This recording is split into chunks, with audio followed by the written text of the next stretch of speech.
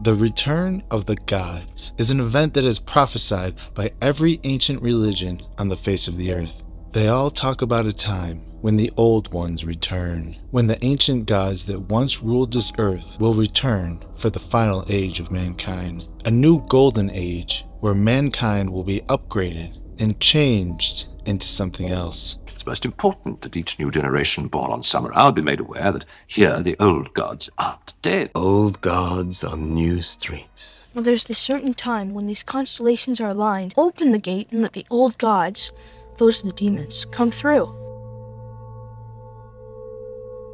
In this new golden age, the ancient gods will live among men, on the earth, in control of the earth, just like it was, known by Christians and Hebrews around the world as the days of Noah, and by the Atlantean Age, or the Golden Age, by everybody else. What you're about to see has never been seen by the public. As far as I know, this has never been played online. It's an old presentation by Dr. Thomas Horn, laying out exactly what's about to happen. The quality of this video was very bad, and the audio was very difficult to hear, so I remastered the audio and tried to clean up the visuals a bit, because some of the information you're about to see has never been seen before. Symbols are powerful. Did you know that? Especially to the occultists, symbols are very powerful. And that's what I want to talk to you about today. I want to talk to you about words and symbols. I want to talk to you about dates and all kinds of mysterious things like that. I want to qualify some of this in a moment. This is something for which I've been interviewed by U.S. congressmen, including Congressman Bob Ney, by U.S. senators, including U.S. Senator Rod Grams, by the History Channel, by dozens of radio and television shows, and even by members of the 33rd Degree Free Council themselves, and they have not refuted one time. I also believe that these forces can be powerful. Do you believe that we war against occultic forces? And do you believe that they also sometimes can be powerful? They can be persuasive. Timothy gives us that example where Moses was withstood by the Egyptian magicians Jannes and Jambres. And Moses is sent by God to go and stand before Pharaoh, and he takes a rod with him. And he gives him miracles to support God's demand that he let his people go. And if he doesn't, this plague or that plague is going to happen. And yet here are these magicians in ancient Egypt who can mimic most of the miracles that are performed by God at the hand of Moses. They can be very powerful. We also learn in Revelation 13 that when the Antichrist and the beast appear, they will have the power to call fire down from out of heaven at their command. Occultic forces are in the world. They can be very powerful. And here is the mystery. They also seem to know something about times and dispensations. And that is quite a mystery. The example I give there is where Jesus went into the valley of Gadara. And the wild men of Gadara come running up out of the caves. These demoniacs come running out of the cave, and they say to Jesus, "What have we to do with thee, Jesus, thou Son of God? Art thou come hither to torment us before the time?" And this is the Greek word kairos, which means a fixed time, an epoch that is waited for. In our terminology, we would call it a dispensation. And for you pastors and preachers that are here, there is a fantastic sermon here waiting for you to preach it, because number one, they know something about times and dispensations. Secondly, they knew that that time had not yet arrived. But thirdly, they know when it does arrive, guess what? The King of Kings and the Lord of Glory is going to judge the dead and the living. He is the one that has the power. I could tell you a story of a demoniac that I don't have time to tell. It was the only case when I worked with a team of exorcists some decades ago, but it was the only case in which I ever saw actual laws of physics being broken, things that I simply could not understand. A young man running towards us and leapt through the air and hit an invisible wall, literally just slammed into something and hit the ground. But this was the cool part. The minute that happened, there were 40-some people who were standing there. Every single one of them fell to their knees and raised their hands. You know why? Because for the first time in their life, they saw undeniable proof that there is a God in heaven, and seated at his right hand is a man by the name of Jesus Christ, and every principality and power must bow before his authority. These powers know something about times and dispensations. All right, because of those points, they're in the world. They're powerful. They can be persuasive. They are warring to control what decisions that are made by pharaohs, by presidents.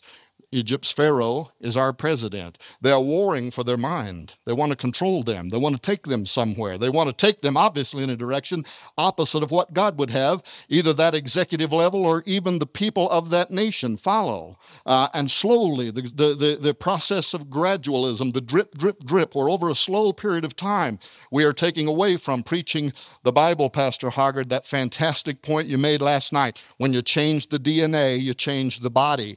And the body in this nation has been changed. The church is dying. We are no longer reaching 25-year-olds and younger have had their worldviews more shaped by Star Wars movies and George Lucas and Hollywood than they have by the church. And so they're persuasive, and that's what they're out to do. They're out to persuade a generation, but of what? And here is a great mystery. I was doing research on something else, and I came across this book. The Book of the Kumiel, the Council Book of the Yucatec Maya. This interested me because the Yucatec Maya had converted to Christianity following the Spanish invasion.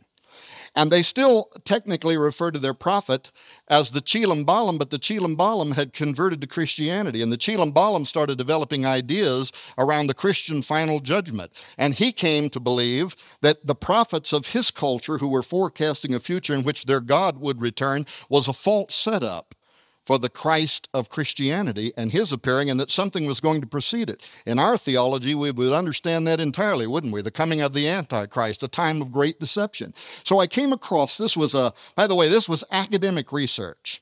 The professor here, Richard Luxton, as far as I know, isn't a Christian. He had made himself a friend of the Yucatec Maya, and he was hoping that they would allow him to interpret some of their ancient books into the English language.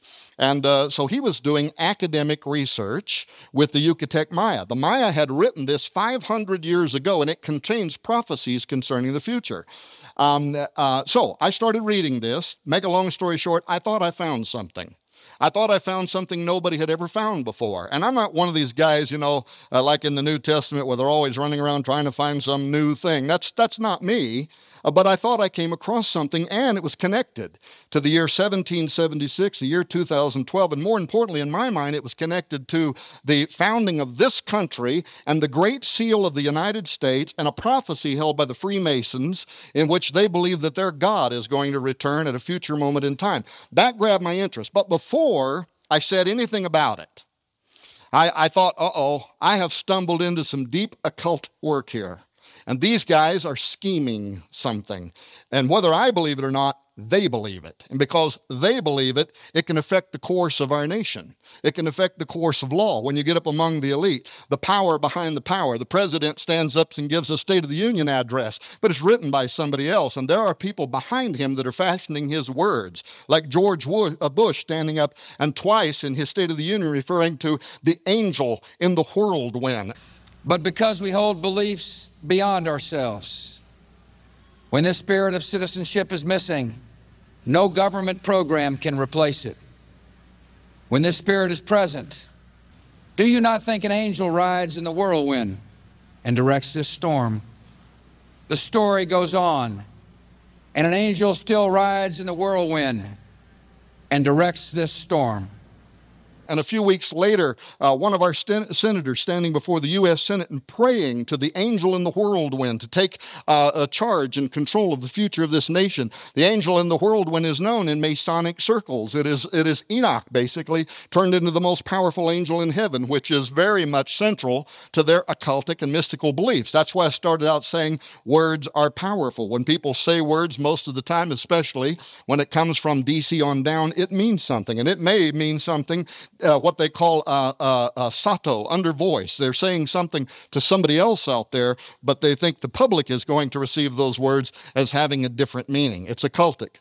And so I thought I found something. So here's what I did. Did you know that in the ancient Zohar, the 700-year-old Zohar, which is one of the most important books of Jewish mysticism, Kabbalah, magic, He said, did you know that besides, their commentary on the Pentateuch, the first 5 books of the Bible, that in a section called Viera section, which includes a subsection called Signs Heralding Mashiach, that is, the coming of the Messiah.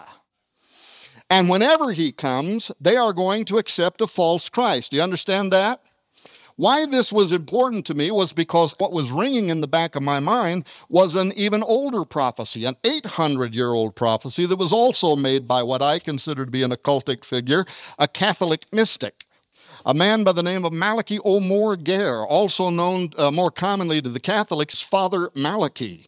And Father Malachi, 800 years ago, went to Rome to provide an update on his diocese to the Pope. And while he was there, something seized him, according to the story. Something came on him, and he began to write down what is now famously known as the Prophecy of the Popes, in which he listed every pope that would ever exist from the first to the last, beginning at Celestine II to what he called Petrus Romanus, Peter the Roman. But look at what he said about Peter the Roman. He'll arrive during a time of tribulation, and then the city of 7 hills will be destroyed, and the terrible judge will judge his people. So an 800-year-old Catholic saying almost exactly the same thing as 700-year-old Jewish mystics. They were prophesying the coming of their Messiah, who in our mind is the Antichrist. This guy is prophesying the last pope, the 112th pope. Well, guess what? Benedict XVI is the 111th pope. The very next pope, according to this prophecy, is Petrus Romanus. And last week, people were arrested who were plotting to assassinate the pope. At any moment, you could have the fulfillment of these pagan prophecies. Now, I don't put these on a par with the Bible, but why is this happening? Why did one culture, Jewish mystics, believe their Messiah would arrive, and a Catholic, and by the way, even some apocalyptic Catholics believe that the final pope will be the false prophet of apocalyptic literature, that the false prophet on this side will point the world's religious communities to the political figure on this side who is the Antichrist. And you're seeing the culmination of two, one 700 years old, one 800-year-old prophecies that are coming to pass at this very hour. Well, what happened then was a pattern for me began to emerge. And with my background in exorcism, this had special interest to me. I wondered, what are these spirits up to? What are they doing? What do they believe? Since spirits know something, both the good ones and the bad ones seem to know something about dispensations. What are they plotting? That's what this kind of started turning in my head, based on partly what I'll show you again in a moment from the book of the Kumiel. But so I decided, all right, I'm going to do a little bit of research. There's also a series called The Lost Symbol Found, which was when Dan Brown came out with his book, The Lost Symbol, talking about a Bible that is hidden in the base of the Washington Monument. We spent 6 hours explaining why there is a Bible that is bound in a stylized magic 666 square in the base of the Washington Monument, and what that mysticism means from their own Masonic writings. So in any case, something began emerging to me, and I was curious about it. I'm Curious George. I'm Curious Tom. That's me. Always been kind of a stinker as a little boy, and when somebody said, don't go there, I went, oh, see what it just did? I cross. And don't think that I haven't been spanked by God plenty of times, so you don't need to come up and rebuke me. In any case, I thought a pattern was emerging, so I kept digging. I found Monument 6 in Tortuquero, Mexico. And Monument 6 tells us that when that moment arrives, their underworld god, Bolon-Yakteku, is going to return, followed by 9 support gods that represent the planets in our planetary system. And I don't know where Noah went, but Noah, it sounds just like they're describing an invasion of Earth, like a giant UFO, because all of a sudden something descends very rapidly upon the earth. Is that going to happen? I don't know, but I know that the Bible tells me men's hearts are going to fail them for fear for seeing those things that are coming upon the earth. And there is a time of great deception and a time of lying wonders that could cause the world to accept what? An intergalactic Messiah, the return of the gods, the return of the Sumerian god, something that could be extraordinary, beyond our comprehension, that could cause the masses of the world to panic and fall down in subservience to what we think of as the coming of the Antichrist. Anyway, that's what Monument 6 says. So I started looking into other cultures. I wanted to know, is it just Mesoamerican? I found out that the Hindus had focused on the same thing in the Hindu Kali Yuga calendar. This is the age of the male demon, and they too saw that the earth would go through catastrophic changes. Then I found here in the early Americas, 200 years ago, the Cherokee Indian tribe, in a whole series of apocalyptic prophecies.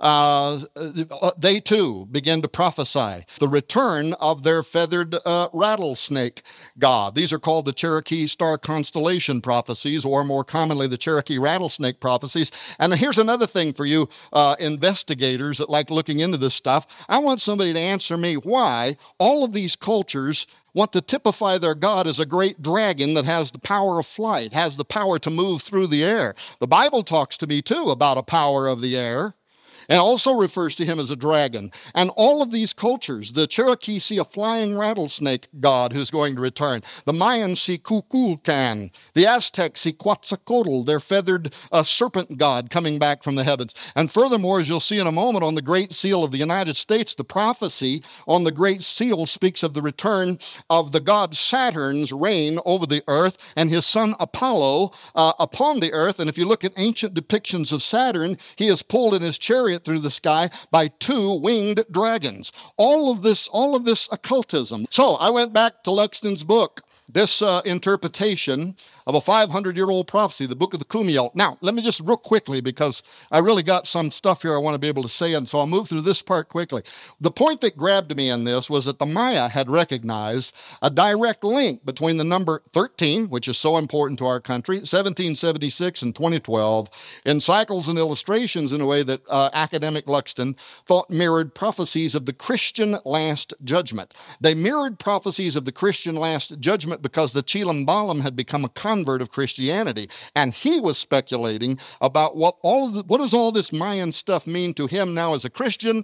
It is pointing towards the coming of a judgment that is defined in the scriptures, in which there is going to be a clash between the powers of paganism and the powers of God. When I read the Mayan translation by Luxton, here's what struck me. These elements. The final 13-step countdown of the Mayan calendar began in the year 1776, followed by 13 steps, ending with the return of their God. The minute that I read that, I said, that's describing the symbolism on the Great Seal, where in Roman numerals you have 1776, you have a 13-stepped uncapped pyramid, and numerous American historians have told us that those steps represent periods of time, over which is this ominous eye of Apollo, known to the Egyptians as Osiris, known to the Sumerians as Gilgamesh, known in the Old Testament as Nimrod. And that too is verified by all of the best academic work of the Freemasons as well as American historians. That's not a disputable fact, and it's not Tom Horn's opinion. That's what that eye represents. Combined here with the statement Anuet Coeptus and the prophecy Novus Ordo Seclorum. I'll talk a little bit more about that in just a moment. So my first question was, were the framers of our government, and in particular those esoteric-minded gentlemen who were important to the design and layout of Washington, D.C., and iconic things such as the Great Seal of the United States. Now, don't get me wrong, there were Christians in the founding of our country, and especially at the common level, as a result of the Pilgrim movement. This was a Christian nation. This was a nation filled with Christians. But there were also among the leaders of this nation those who belonged to the secret orders. That too is a fact. And especially those who were responsible for the design and layout of Washington, D.C. As a matter of fact, you can go to our government's own website and read about the contest that was initiated for the design of Washington, D.C., and look at what our government government records tell us about the different architectural firms who offered different kind of designs for Washington, D.C., and then read on our government website about how Thomas Jefferson didn't prefer any of them, rejected all of them. Why? Our records say because he wanted the U.S. Capitol to reflect the Roman pantheon, and it even says in our government records, dedicated to all pagan gods. That's what they wanted. So that's what they shepherded, and that's what they got. And that's why you have a dome and an obelisk. And if we have time, we'll talk about that's why D.C. is laid out the way it is. That's why these elements made it onto the Great Seal of the United States. Well, what I wanted to know is, were these same mystical-minded gentlemen, were they aware of the beliefs of the Maya and the beliefs of the Aztec? Were they aware of it? And if they were aware of it, did they incorporate it into their belief system? And especially, did they incorporate it into the symbolism of the Great Seal and other important elements of Washington, D.C.? That's what I wanted to know, because I thought if I could find concrete evidence that in fact they were aware of it, and in fact that they incorporated it into their belief system, it might raise my suspicion about the design on the Great Seal, right? So, to make a long story short, let me tell you a little story. There's a man by the name of Constantino Brumidi. Brumidi became the official government painter for Washington, but Brumidi cut his teeth in Rome, where he did work for the Vatican, where he restored frescoes in important ancient Catholic churches. Brumidi, when French occupied Rome, Brumidi migrated to the United States. He became a United States citizen. He immediately went to work for the Jesuits. Well, the Jesuits in New York City were considered to be the power base of Rome's interest in America at that point. They were very interested in making sure that they played a role here in early America. The Jesuits were here to do that. Well, Brumidi suspiciously left the Vatican, came here and went to work for the Jesuits in New York City. And in 1854, abruptly, the Jesuits and the Freemasons financed a trip for Constantino Brumidi, the famous Greek-Italian artist, to travel where? To Old Mexico. For what reason? To make copious notes of the Aztec calendar stone. Upon the completion of that task, he returned to Washington, D.C. He went immediately to Quartermaster General Montgomery C. Meigs in Washington, who was the supervisor over the construction of the dome and the wings of the dome. He was immediately commissioned to become the official U.S. government painter. He moved inside the halls and the rotunda. He began painting frescoes that are Freemason in design. They have very mystical and pagan important qualities to them towards the mystical beliefs and the metaphysical beliefs of the Freemasons. But ladies and gentlemen, of all things, if you were going to paint a frieze of American history, of the tens of thousands of things that you could have painted in the famous frieze of American history at the base inside the U.S. Capitol Dome, what does he paint? Nothing else but the Aztec calendar stone. And there are so many important elements, by the way, in the frieze of American history that send secret messages back and forth to the Freemasons that we could spend 20 hours, I'm not joking, just going through these paintings and pointing out different things such as Montezuma's hand gesturing down towards the sacred fire, which is encircled by that serpent that's going to return. Here's what some called an Aztec drum, but notice that it has the shape of a Maltese cross, which is the symbol that is connected in history to the empire of Osiris, Apollo, who began on Malta. The Maltese cross, of course, for those reasons, was important to the Knights of Malta, connected with Freemasonry, and the Vatican, where Brumidi began his work and found favor. But there's somebody hiding here in this image in your U.S. Capitol Dome. He's hiding right back here behind this seated and standing Aztec figure. If you look at the stone of the sun, or the Aztec calendar stone, that as it might have originally appeared as it was painted, this little guy that's hiding in the U.S. Capitol Dome with his tongue sticking out at the world is the god Tonatiuh. Tonatiuh is the god who demands human sacrifice. In fact, according to Spanish and Aztec records, more than 20,000 living human sacrifices per year had to be offered to Tonatiuh, who is going to demand the same on his return. In fact, in the year that they were celebrating the reconstructed temple of the sun god, the Aztecs, according to Spanish records, sacrificed over 80,000 humans that year year, a constant line of human sacrifices being sacrificed, were they unknowingly influenced by the occult power that seemed to be operating behind so many other ancient societies separated by time and distance, some of them by hundreds of years, some of them by thousands of years, some of them by hundreds of miles, some by thousands of miles, cultures most of whom we have no evidence that they had any ability to pass oral history one to each other, and yet all of them, for some reason, who worship these dragon gods, when their God will return and the earth will enter into a new age of elevated mankind. Most of them also, by the way, would speak in terms in their own mysticism, as I was talking about last night. We are heading towards a time where men are going to become demigods, according to the transhumanists, but they say the same thing in their own language. Man is going to be elevated. We're going to have a new golden age. The gods are going to return, and men with gods are going to be blended. It's all part of their prophecy. Is it part of the reason the designers of the Great Seal included so many prophetic symbols on the seal? And why put openly hidden prophecies on America's highest seal anyway? For those who are not aware of these prophecies, I don't have time to go into all of it. This is a statement.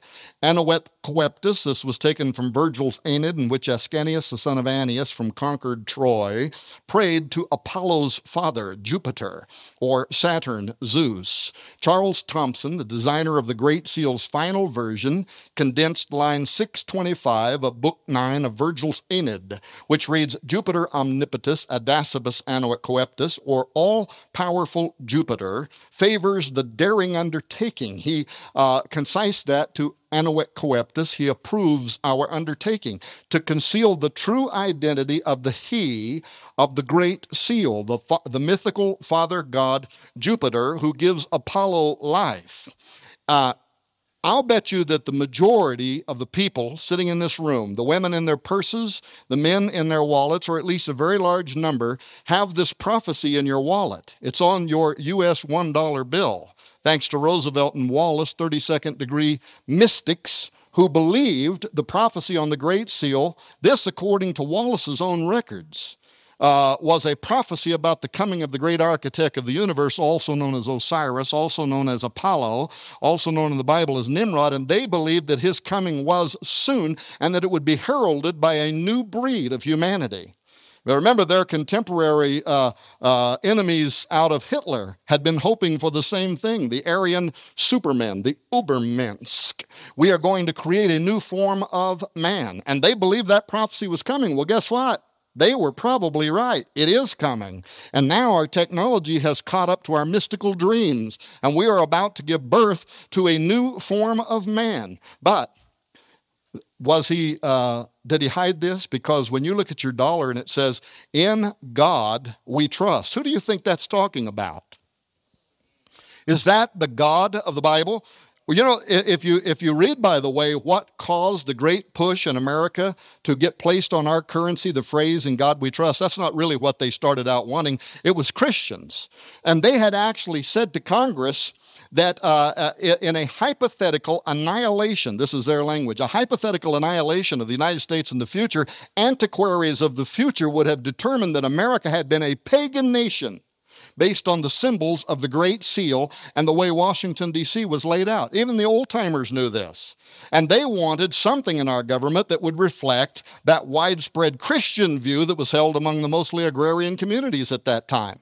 And it was opposed by the Freemasons. It was opposed by the President of the United States. They did not want something saying we are a Christian nation. And they finally compromised and put in God we trust because of the ambiguity related to that phrase, and that in some hypothetical annihilation of our country and somebody wanted to determine who is the God that's being talked about on the Bible, every symbol on our dollar would tell them it is Osiris. It is the ancient God, dying and resurrecting God. It is Apollo. It's he whose eye is hovering above the uncapped pyramid. That's exactly who you would determine this God was talking about. Well, here's the Novus Ordo Seclorum. That is a prophecy. It's taken from a prophetic line in Virgil's Eclogue 4, line 5, Magnus ab integro seclorum nascitur ordo.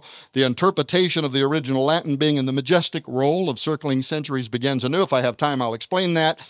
That is a prophecy of the Cumae Sibyl, who predicts the arrival of, in the end times, of a divine son. But who was the Cumaean Sibyl? Well, she was the most important prophetess of Apollo. She is the most famous of the Pythians. A prophetess, a Pythian, by the way, is what the Apostle Paul cast a demon out of in the New Testament. When in Greece and Macedonia, and it says that the custom there was to go out in the morning and make prayers. You remember this story? And Paul and his entourage went out to make prayers, and every day the Bible says that a damsel, that is a young woman, possessed with a spirit of divination, would follow them around and say, these men are from God, they've come to show us the way of salvation. Now, interesting question. Why would a demon-possessed prophetess of Apollo do that? For the same reason the New Age movement quotes from the Bible. By the way, whenever, I can tell you this, I know this from experience, whenever these spiritual forces know that they have come up against a power greater than they are, that's you, in Christ, and you're in their community, they won't try to defeat you. They'll try to make the community somehow think they're somehow joined to you. So, but you know why? You're a fisher of men. Well, believe me, they are too. They are fishers of men. These spirits are fishers of men. And so they will join or try to make the appearance of having joined in order to draw people away into mysticism. And it's happening right now. I've never seen a day in my life. Why do I talk about this kind of stuff? Why do I talk about UFOs? Why do I talk about what is the occultism operating behind the year 2012? Because I pastored for 25 years. I was an executive in one of the largest evangelical organizations in the world for a decade. And I have never seen a time where the world is asking more questions that the church is afraid to talk about. And the young people in their churches that are asking those questions are then going out and they're asking people that are part of the New Age movement. They want answers. And if you won't answer their questions, they're going to find an answer to their question. That's why this woman was following the Apostle Paul around in the hope that after they leave the community, they could pretend they too were some part of this great power and they could somehow build up and reinforce their position. And the Apostle Paul got sick of it and done what any good Baptist preacher would do. He cast the demon out of her in the name of Jesus Christ. Guess what? Came out the same hour. And yet for some mysterious reason, the Cumae Sibyl is in the Sistine Chapel at the Roman city, the Vatican City, and she is holding a position here of honor among the Old Testament prophets. Michelangelo, who made the famous paintings there in the Sistine Chapel, he left a secret behind that I've never heard anybody ever talk about. I'm going to show it to you right now so you can follow up on your own. But Hogarty left us something here very important. Count the digits on the left hand of the Cumae Sibyl. Now her thumb is inside the book just like it is on this finger, and then you count her digits, 1, 2, 3, 4, and the fifth one is bent under or cut off, which could have even more significant occultic meaning. She's a 6-digited prophetess. Wonder why Michelangelo did that, because that dates back to the Watchers. That dates back to the offspring of those rebel angels that rebelled against God. But it also directly connects to Apollo, who is known as Nimrod, and the fact that he probably was an offspring of the Watchers. If we get time, we won't have time probably, but if we get time, I'll show you in the Old Testament book of Genesis where it says, and Nimrod began to be. And the Hebrew word there is Gibborim. Nimrod began to become a Gibborim, an offspring of the Watchers. Well, anyway, there she is. And yet, this woman, who is held in a sacred place of honor there at the Vatican City, what is it that her prophecy that's contained on the Great Seal of the United States of America, what does it say? Well, the divine son who comes of the Sibyl's prophecy is to be spawned of a new breed of men sent down from heaven, what we talked about last night, as he receives the life of God, since he's heroes with gods commingling. This is taken directly from Greek mythology, where there was a marriage of the gods and mankind giving birth to the demigods. This is Watcher technology. This is what we're going to do in our technology. Now, let me give it to you quickly. Here's the prophecy that's encoded on the Great Seal. Am I talking too fast?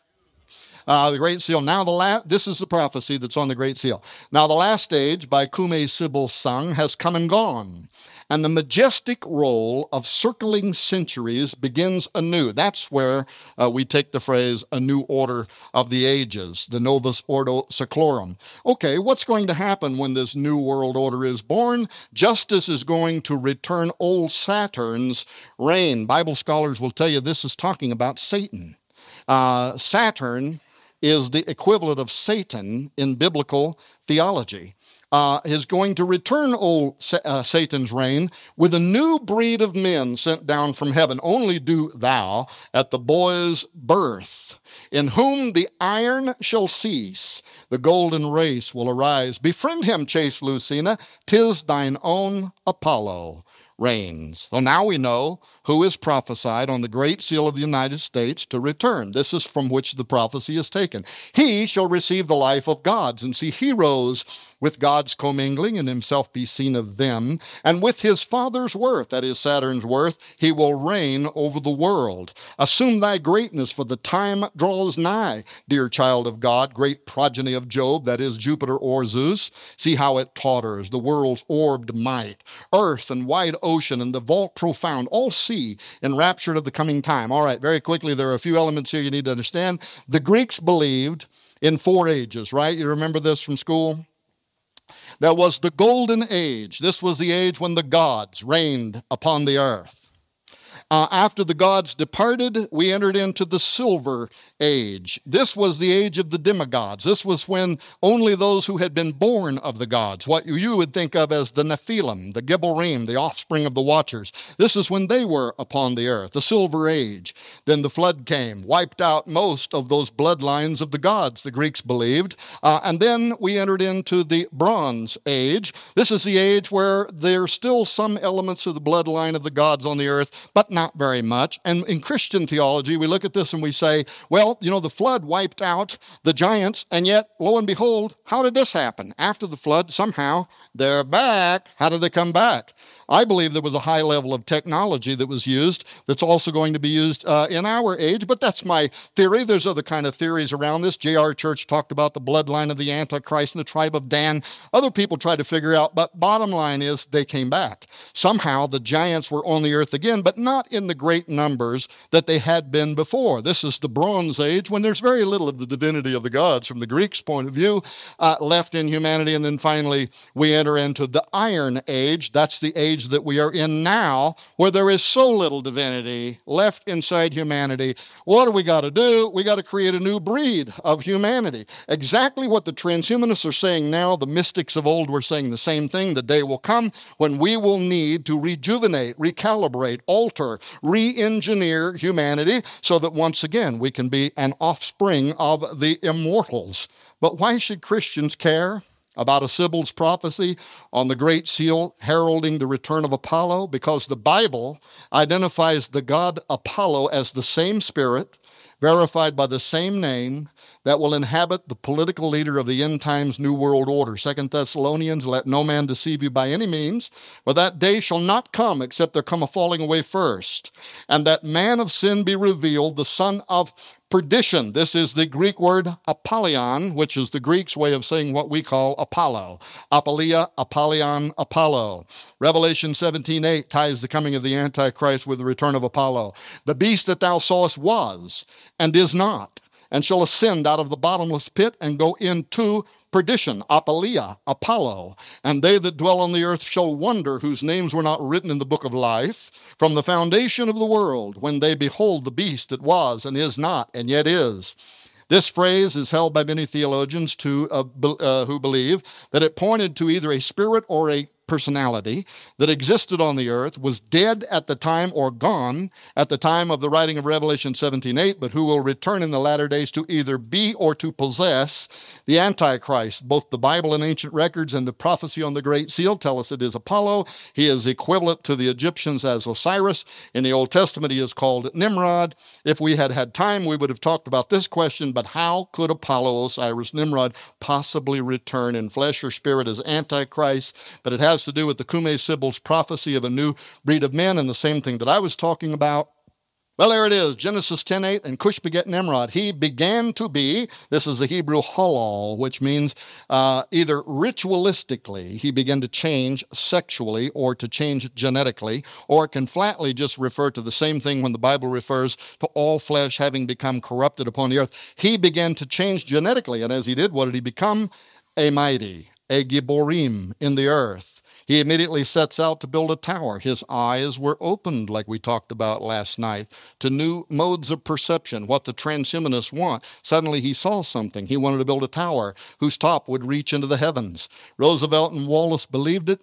Here's Nicholas Roerich holding the sacred casket. Wallace was a devotee of Nicholas Roerich. I went to the house of the temple. I want to know if there was anything to this, so I went to the lion's den. I had people praying and fasting for me. I took my wife. We went to the house of the temple. We went to the headquarters of the Scottish Rite Freemasonry in Washington, D.C. on 16th Street, and not on a public tour. We went and met privately with 2 Freemasons of the 33rd degree order. They took us inside. They answered every question except one. I'm going to tell you what that question was.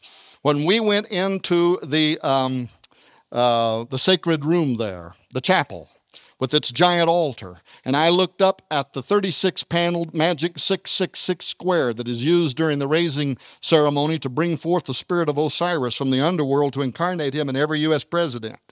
When I was standing there, I'm familiar with the raising ceremony. A 32nd degree Freemason becomes a 33rd degree. They go through this process of raising Osiris from the dead to be incarnated within that individual. But what I had been told was that ceremony was secretly conducted at the inauguration of every United States president, beginning posthumously with George Washington and extending through every U.S. president. And when I asked them if that was true, they would not answer that question. One guy got nervous and walked out of the room. The other one just stayed nervous and stood looking at me. And my wife gave me a look like, "Don't press it, buddy." I believe the greatest conspiracy of all time is sitting out in Washington, D.C. It's also here at the Vatican. This is the ancient structural representation of the womb of Isis. This is the ancient structural representation of the erectile phallus of Osiris. Your capital city is laid out as a magical construct based on ancient Egyptian beliefs for the exact purpose of raising Osiris from the dead so that he could be incarnated within every U.S. president. That's the way the city's laid out. It's also laid out that way at the Vatican. Did you know, Noah, that when Pope Sixtus went and they got this obelisk, they took it from the ancient city of Heliopolis, what is called in the Bible the city of On. It was dedicated to Osiris, Isis, and the sun god Ra.